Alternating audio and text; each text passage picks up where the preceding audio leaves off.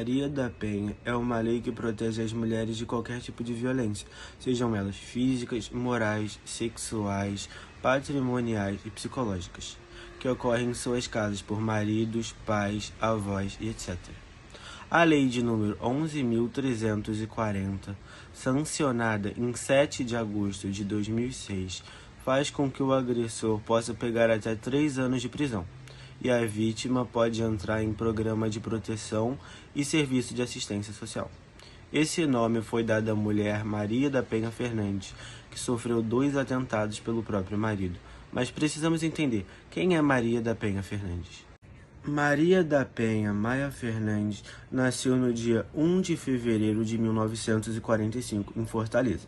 Aos 21 anos, Maria da Penha se tornou farmacêutica e aos 31 anos se casou com seu marido Marco Antônio, colombiano. No início do casamento, ele era carinhoso e se mostrava ser uma pessoa boa, solidária e educada com todos à sua volta. Depois de Marco Antônio conseguir se casar com Maria da Penha, posteriormente, conseguiu retirar a sua cidadania brasileira e, com isso, obteve êxito em seu trabalho e conseguiu se estabilizar economicamente. Em seguida, agia frequentemente de forma intolerante, se exaltava facilmente e demonstrava comportamentos agressivos, não somente com sua esposa, mas também com suas filhas. Em 1983, sofreu 2 atentados de homicídio. Um deles ocorreu enquanto ela dormia. Levou um tiro nas costas do próprio marido, que em seu depoimento à polícia acordou no meio da noite com barulho em casa. Ao chegar à cozinha, deparou-se com 4 assaltantes e depois de uma breve luta levou um tiro de raspão no ombro e sua mulher, que estava dormindo, foi baleada nas costas. Quando sofreu o segundo atentado, sendo levado para o chuveiro elétrico pelo próprio marido para ser morta eletrocutada, decidiu de vez que precisava se separar do marido. Em seu relato, Maria da Penha diz: "Passei 19 anos e 6 meses lutando para ele ser preso. E durante esse tempo ele foi julgado e condenado 2 vezes, e 2 vezes saiu do fórum em liberdade por conta de recursos. O caso chegou à Corte Interamericana de Direitos Humanos em 1998 e logo após foi decretada a Lei Maria da Penha." Os tipos de violência que a lei cobre são violência psicológica, violência física, violência sexual e violência moral. Mas vamos falar de uma bem comum, a violência psicológica.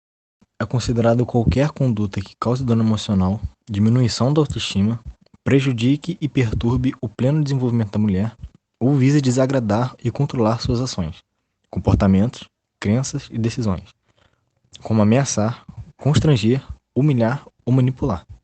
Outra bem comum no Brasil é a violência patrimonial. Segundo a Constituição, violência patrimonial, entendida como qualquer conduta que configure retenção, subtração, destruição parcial ou total de seus objetos, instrumentos de trabalho, documentos pessoais, bens, valores e direitos ou recursos econômicos, incluindo os destinados a satisfazer suas necessidades.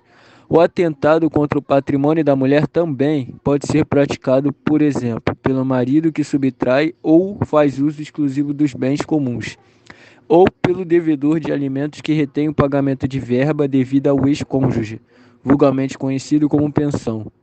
A mais comum no Brasil é a violência física. Violência física pode ser entendida como qualquer atitude que comprometa a integridade física ou saúde corporal da mulher, usando-se de agressão para tal como espancar, atirar objeto, estrangular, lesionar ou ferir. Outra que também é bastante comum no Brasil é a violência sexual, que afeta a maioria da população feminina hoje. Trata-se de qualquer conduta que constranja a manter ou a participar de relação sexual não desejada com o uso de intimidação, ameaça, coação ou uso da força. A violência sexual mais conhecida é o estupro. Antes da Lei Maria da Penha, o Estado brasileiro não dispunha de dispositivos legais para prevenir ou combater a violência contra a mulher. Além disso, na maioria dos casos, os agressores respondiam aos processos em liberdade, sem grandes consequências. Para mudar essa realidade, foi preciso que uma mulher, a cearense Maria da Penha, fosse até a Comissão Interamericana de Direitos Humanos e mudar a legislação brasileira.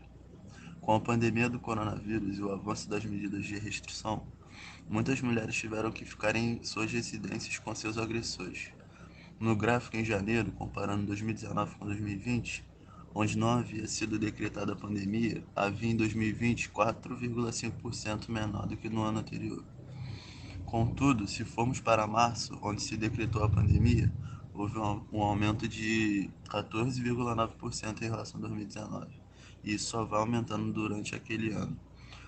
No mês seguinte, abril aconteceu um aumento de 35,9% de denúncias, isso só no primeiro quadrimestre de 2020. A partir de então, a lei trouxe alterações conceituais importantes na forma como o Brasil enfrentava esse tipo de violência. Dentre as principais inovações está a tipificação e a definição da violência doméstica e familiar contra a mulher, estabelecendo que o ato pode ser de natureza física, psicológica, sexual, patrimonial e moral. Em resumo, a lei foi inovadora, pois entende que não se trata de um problema isolado, de foro íntimo, mas sim de uma questão social que necessita uma rede de apoio e proteção.